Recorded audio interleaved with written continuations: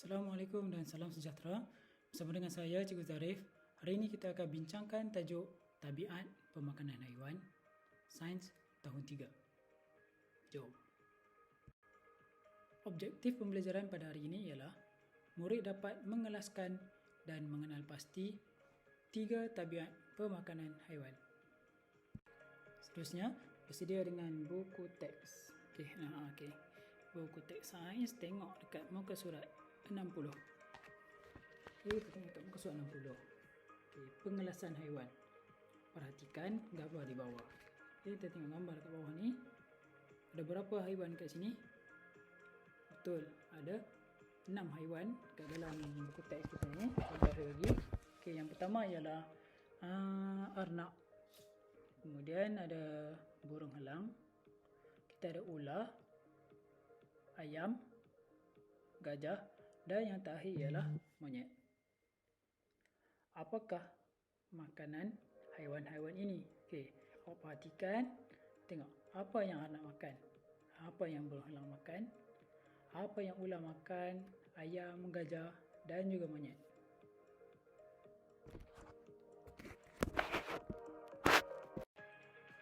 Berdasarkan pemerhatian kita sebentar tadi, kita boleh kelaskan ke-6 haiwan ni dalam 3 kumpulan. Macam mana kita nak kelaskan dia?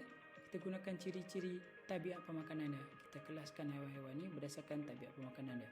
Yang pertama kita ada haiwan yang makan tumbuh-tumbuhan sahaja. Yang kedua, haiwan yang makan haiwan lain ataupun makan daging sahaja. Dan ada haiwan yang makan tumbuhan dan haiwan lain.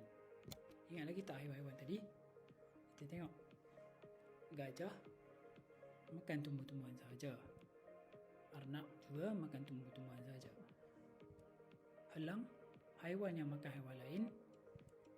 Begitu juga dengan ular. Haiwan yang makan tumbuh-tumbuhan dan haiwan lain ialah monyet dan juga ayam. Sama tak awak punya pengelasan macam cikgu? Sama? Bagus. Berikan contoh haiwan lain yang mempunyai tabiat pemakanan seperti haiwan-haiwan tadi. Awak bagi contoh haiwan-haiwan yang makan tumbuh-tumbuhan selain daripada haiwan-haiwan tadi lah. Haiwan yang makan haiwan lain dan juga haiwan yang makan tumbuh-tumbuhan dan haiwan lain. Lain daripada contoh yang kita bincangkan tadi. Cuba tengok.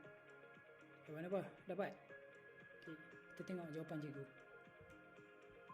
Haiwan yang makan tumbuhan saja, contohnya belalang, kambing dan lembu. Seterusnya, contoh haiwan yang makan haiwan lain, singa, jerung dan katak. Haiwan yang makan tumbuh-tumbuhan dan haiwan lain pula, beruang dan juga burung. Herbivore. Haiwan yang makan tumbuh-tumbuhan sahaja dikenali sebagai haiwan herbivore. Contohnya, arnab makan lobak merah dan sayur sawi. Lembu dan kambing makan rumput. Manakala belalang makan daun tumbuhan. Di haiwan herbivore ni mereka hanya makan tumbuh-tumbuhan. Kalau kita bagi daging ataupun haiwan lain, haiwan ini dia tak akan makan.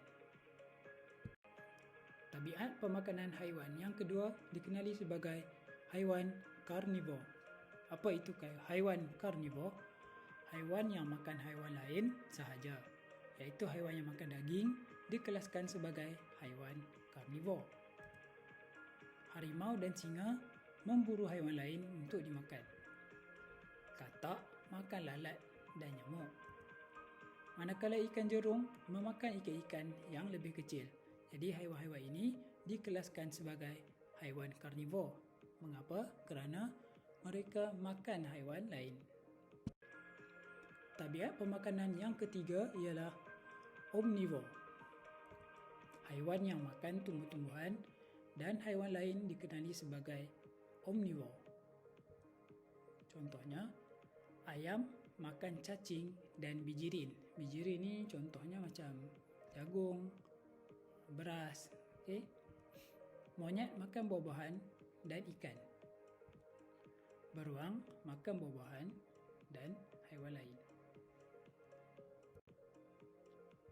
Okey, jadi kita tengok 3 tabiat pemakanan haiwan yang kita dah bincangkan tadi. Yang pertama, kita ada herbivore, iaitu haiwan yang makan tumbuhan sahaja. Yang kedua, kita ada haiwan carnivore, haiwan yang makan haiwan lain sahaja. Dan yang ketiga ialah haiwan omnivore, iaitu haiwan yang makan tumbuhan dan haiwan lain. Terima kasih. Jangan lupa subscribe channel YouTube Cikgu Zarif. Bye.